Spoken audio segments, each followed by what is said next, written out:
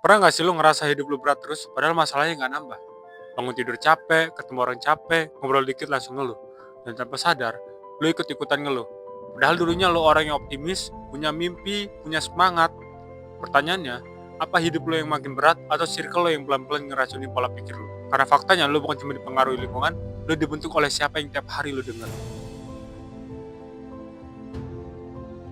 Keluhan itu menular, dan ini bukan opini motivator, ini sains. Dalam psikologi sosial ada konsep emotional contagion. Artinya emosi bisa berpindah dari satu orang ke orang lain tanpa disadari.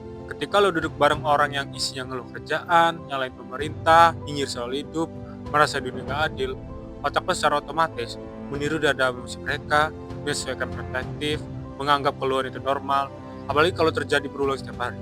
Masalahnya, keluhan bukan cuma suara, keluhan adalah pola pikir. Dalam kognitif psikologi, pikiran yang sering diulang akan membentuk kognitif skema, yaitu kerangka berpikir tetap.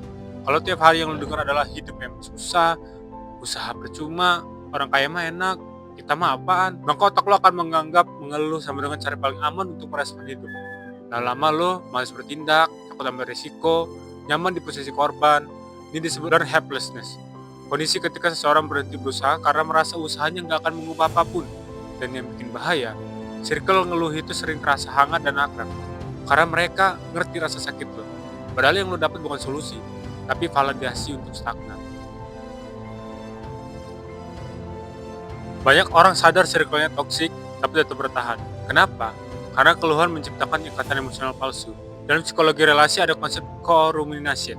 Hubungan yang dibangun dari ngobrolin masalah terus-menerus tanpa solusi.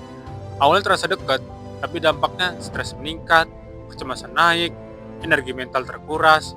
Circle seperti ini sering bilang, kita realistis kok, kita cuma jujur, kita bukan toksik, kita apa adanya.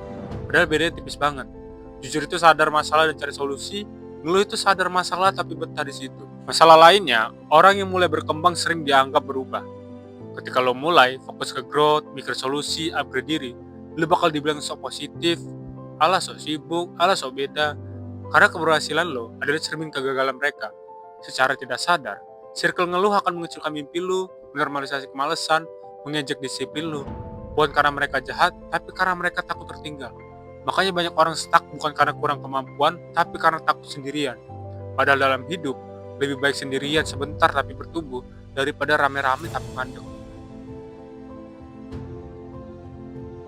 Keluar dari circle ngeluh bukan berarti musuhin orang, merasa paling benar, ninggalin semua teman. Yang perlu lu ubah itu posisi bukan emosi. Beberapa langkah realistis yaitu 1. Kurangi intensitas bukan langsung putus. Lu nggak harus menghilang, cukup kurangi frekuensi nongkrong, batasi obrolan negatif, alihkan topik ke solusi. Yang kedua, naikkan standar percakapan. Setiap ada keluhan, coba tanya, terus solusinya apa? Langkah kecil yang bisa kita ambil apa? Kalau mereka kesel, itu tanda lu naik level. 3. Bangun circle baru berbasis aksi.